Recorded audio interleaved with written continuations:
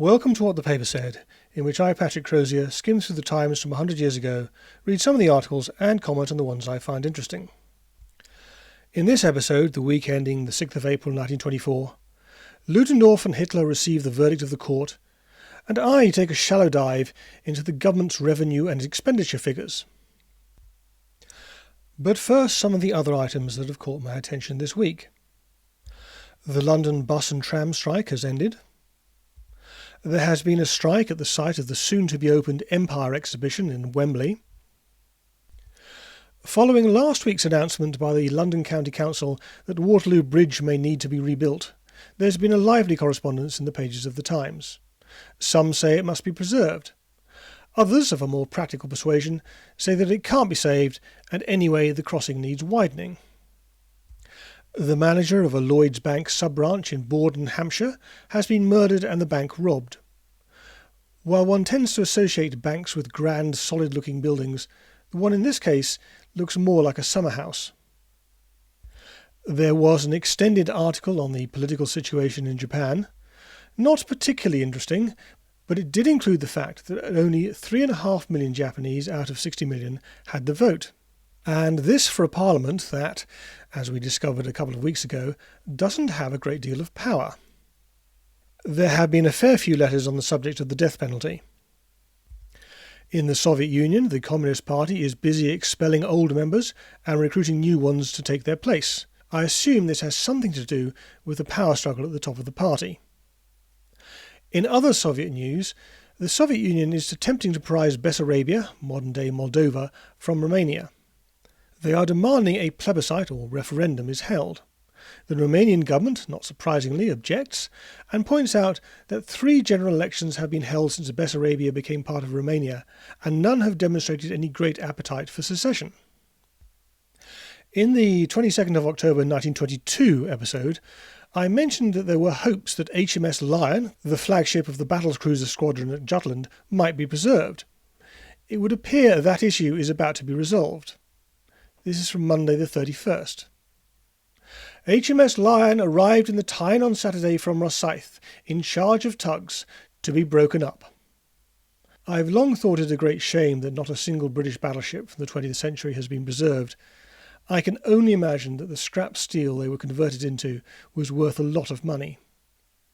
H.G. Wells has a new novel out called The Dream, not a title I can say I'm familiar with. There was a fairly long article on Hanoverian separatism. I saw this in Monday's edition. Brigadier General Godfrey Lester Hibbert, CB, CMG, DSO, died on Friday night at his residence, Moorplatte, Caton, near Lancaster, aged 60. He served from 1915 to 18 in the late war, when he was mentioned in dispatches and wounded. So how did he get wounded if generals were all safely ensconced in their chateaus miles away from the fighting? In 1915, after several of them had been killed, generals were banned from entering the front line, so either he was wounded in 1915 or he was disobeying orders. Over the last couple of years, much ink has been spilt in the Times on the subject of the British Empire exhibition at Wembley, including the strike mentioned earlier. None of this ink has been translated into an item in What the Paper Said, mostly because I don't really understand it. Oh, something about bringing the empire together, I guess. Anyway, an ad on Wednesday fills us in on some of the details.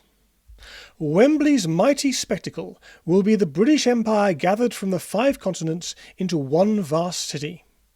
In buildings of their own design, the dominions, India and the colonies will present, in a setting rich with splendour, the picture of their daily life and activities.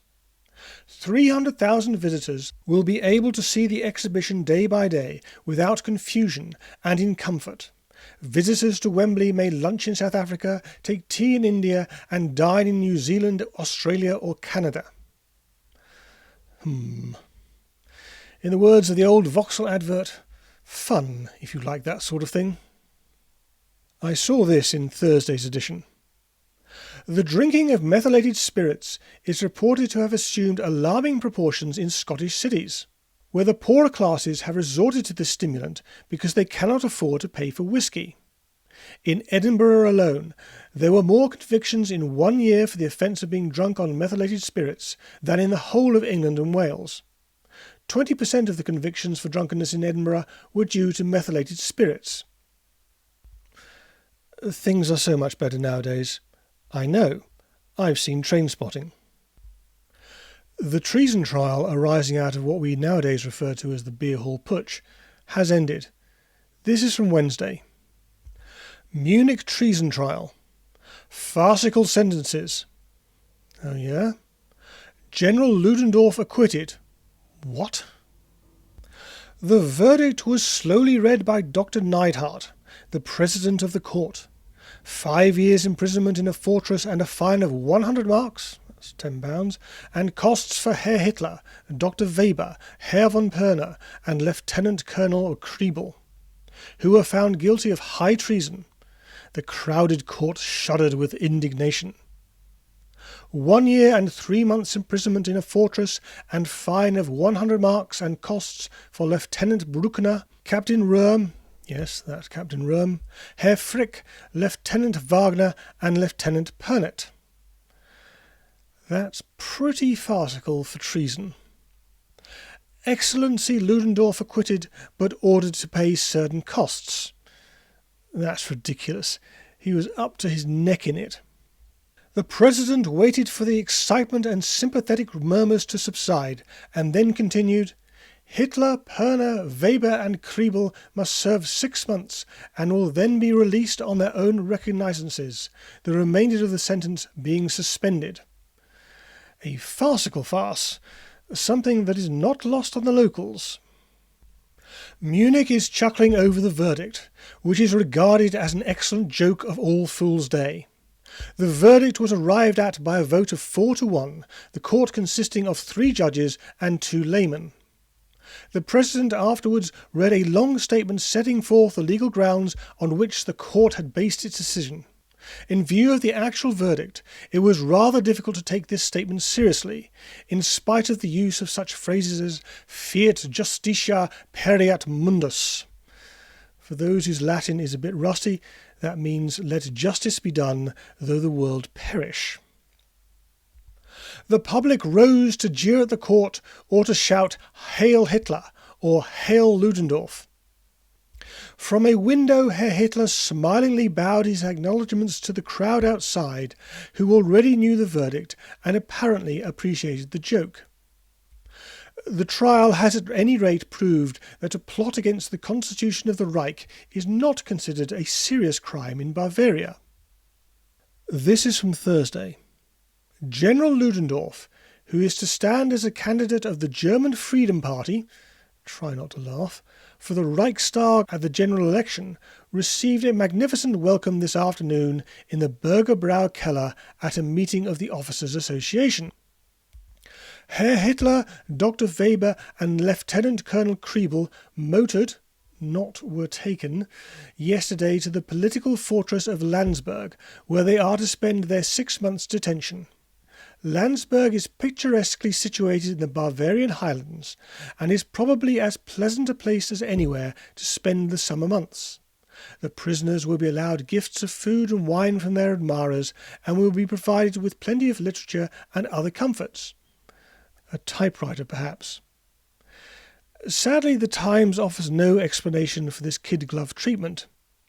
It does, however, suggest a lot of sympathy with National Socialism. The government has published its annual revenue and expenditure figures. So what do we learn from that?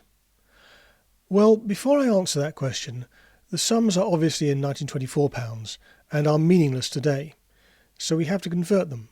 I prefer to convert to and from gold. Now, that is an imperfect way of doing it. It takes no account of gold production or population. But I'm unaware of a better way of doing it. In 1924, 96 shillings, or £4.80, would buy you 1 ounce of gold. Nowadays you'll need £1,700, which gives us a ratio of 354.167, which is ridiculously precise. At this point I usually apply the Crozier fudge factor and attempt to take into account the pound's overvaluation and divide everything by 2. I won't be doing that on this occasion because, as will become apparent, the figures are quite astonishing enough as they are. Let's start with expenditure. In 1924, the British government spent £788,849,211, or £279 million in today's money. Last year, the government spent £1,189 billion. So in 1924, they're spending about a quarter of what they are now. Now revenue. Revenue in 1924 was £837,169,284, or £296 billion in today's money. In 2023, it was £1,058 billion. The observant among you will have noticed that in 1924, revenue exceeds expenditure. That hasn't happened in Britain since about 2001, and before that 1988. The expenditure figures have little to say about how the money is spent other than debt servicing and the armed forces. So, debt servicing.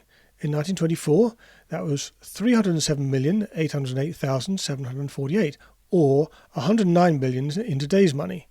In 2024, that was £116 billion, a very similar sum. OK, it's worse in 1924 because they have a smaller population, but they have just fought the most expensive war in history and won it, and they are paying the debt off, which is more than can be said for us. And now the armed forces. In 1924, they spent £105,800,000 on the armed forces, which is approximately £37 billion in today's money.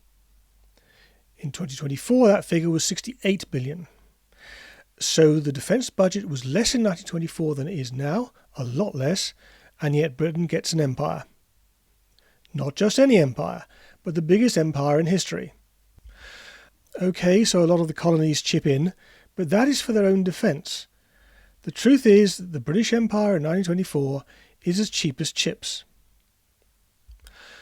So why might that be? Were our ancestors so much better than us? Were they better at controlling costs? Or was their technological superiority such that none of the constituents of the empire could seriously resist? I don't know the answer to that. Anyway, that's all for this week.